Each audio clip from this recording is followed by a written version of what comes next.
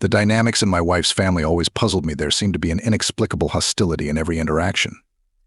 Every encounter was like walking through a minefield. The tension felt almost palpable. Every visit from my mother-in-law, Linda, turned into an ordeal for both Sarah and me. No matter what Sarah did, Linda found a way to criticize it. It wasn't always direct, but her disapproval seeped through in comments, expressions, and even in silence. Sometimes she praised, but even then her compliments carried a sarcastic tone and made Sarah feel inferior rather than uplifted. One particular visit left an indelible mark on my memory. Linda threw a look of contempt at Sarah that imprinted itself on my memory, her eyes full of an emotion I couldn't decipher: disappointment, resentment, perhaps something even deeper. Interestingly, Linda had never treated me with hostility. Moreover, she was surprisingly friendly. We were comfortable talking, and she often smiled at me during our conversations. I made small talk, trying to ease the awkwardness, and she nodded, her demeanor warm and accommodating. Meanwhile, Sarah looked visibly uncomfortable. Her eyes darkened with frustration and her fingers twitched nervously. She glared at me, silently begging me to stop talking to her. Their relationship was undeniably strained, a strange, unsettling dynamic that I had a hard time understanding. It seemed like they were constantly fighting, a cold war waged by glances and passive remarks. Linda was undeniably attractive despite her age. If she and Sarah stood side by side, people sometimes mistook them for sisters.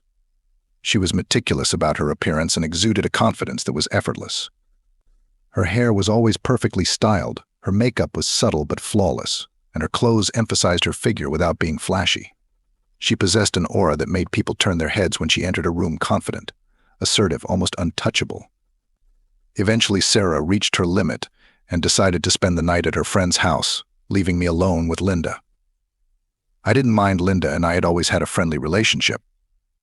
There was an ease between us that I never questioned, a sense of familiarity that made her presence comforting, at least at first glance. That night, as we sat down to dinner, I noticed that her gaze lingered on me. Her gaze was different, intense, searching. Every time I looked up from my plate, she smiled at me coquettishly. There was nothing inappropriate about it, but there was something about the way she looked at me that kept me awake, though I couldn't guess what it was. The air between us seemed to thicken, and I became more cautious, more aware of her presence. "So, Mike, aren't you sick of my daughter yet?" she asked suddenly. Her tone was teasing, but there was an almost predatory note to it. Her eyes stopped on mine, and I saw the challenge in them, the provocation. I nearly choked on my food, caught off guard by the question. "No, of course not, Linda," I mumbled, giggling nervously and trying to play it off as a joke, though I could clearly hear the discomfort in my voice. I couldn't understand why she would say something like that, and the words hung in the air, thick and unpleasant. She pressed her lips together, keeping her eyes on me as if studying me, waiting for something. "She's unlucky, you know," she said, and her voice softened, taking on an almost sad tone. "I'm worried that one day you might give up on her," she added, keeping her gaze on me. There was a sadness in her voice that caught me off guard, a vulnerability that was so at odds with the confident, almost bossy woman I recognized. I shook my head, trying to dispel the anxiety. "I love Sarah. We are one family, for better and for worse," I replied in a firmer tone, wanting to put an end to her game. But before I could say anything else, Linda stood up from her chair, her sharp nails scratching my shoulder as she moved closer, her touch lingering for a second. I started to object, my voice caught in my throat, but she pressed a finger to my lips, her eyes fixed into mine with such intensity that my heart raced. "Don't be so quick to refuse, Mike," she whispered, her voice soft but commanding, and I could hear the challenge in her tone. Without waiting for my response, she slid into my lap, her eyes daring me to push her away. "Linda, we can't," I began in a barely audible whisper, confusion and anxiety raging in my head. But she leaned closer, her lips almost touching my ear. "Why not?" she whispered, her breath warm against my skin, sending shivers down my spine. "No one has to know. Just you and me, Mike. Just for tonight." Her words were a dangerous temptation, her voice a siren call that simultaneously repelled and beckoned me. Some part of me, some dark, hidden part, was reaching for her in that moment, a part that wanted to give in to the excitement, the danger. The way she looked at me, the way her body pressed against mine, it all seemed so intoxicating, so wrong, and yet so exciting. I took a deep breath, my heart pounding in my chest, my thoughts jumbling in my head. "Linda, this isn't right," I said, my voice firmer this time, though still trembling slightly. Her expression wavered, a flicker of vulnerability on her face, but she quickly hid it with a smile, and her eyes narrowed slightly, as if she was trying to read me, to gauge my resolve. "Maybe you're right," she said faintly, almost wistfulness in her voice, as she slowly stood up, her hands lingering on my shoulders before she finally stepped away. She gave me one last look of regret and something I couldn't quite pinpoint, and then turned and walked away, leaving me alone with the weight of what had almost happened, unspoken words and unfulfilled desires in the air. The silence that followed was deafening, the echoes of her words and touch still echoing in the room. I sat for a long time, staring at the empty space where she had been, questions and doubts swarming in my head, my body still tingling from her touch. What had just happened? And what would happen the next time Sarah wasn't around? There was no denying that a line had been crossed that could never be crossed again, and the implications of it weighed on me. The rest of the night passed like a blur.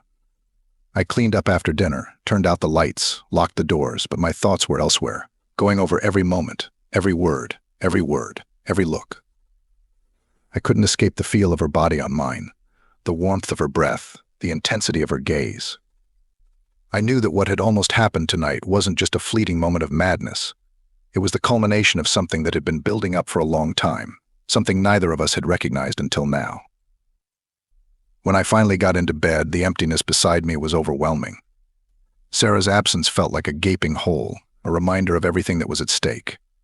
I stared at the ceiling, my mind unwilling to settle, thoughts of Linda hovering in the air, her voice echoing in my ears. I knew I should talk to Sarah, tell her what had happened, but the very thought of it terrified me. How would I be able to explain this to her? How could I make her understand what I barely understood myself? The next morning, Linda was gone. She had left a note on the kitchen table, a simple message saying that she had an appointment and didn't want to wake me up. The note was short, almost mundane, but I couldn't help but read between the lines, wondering if she had something else to say. I crumpled the note in my hand, and a wave of frustration swept over me. I wanted to confront her, to demand answers, but at the same time I was glad she was gone. It gave me time to think, to figure out what to do next. When Sarah returned later that afternoon, she seemed lighter, more at ease, as if the night of visiting had done her good. She smiled at me, and I tried to smile back, but it was forced, the weight of the previous night weighing on me.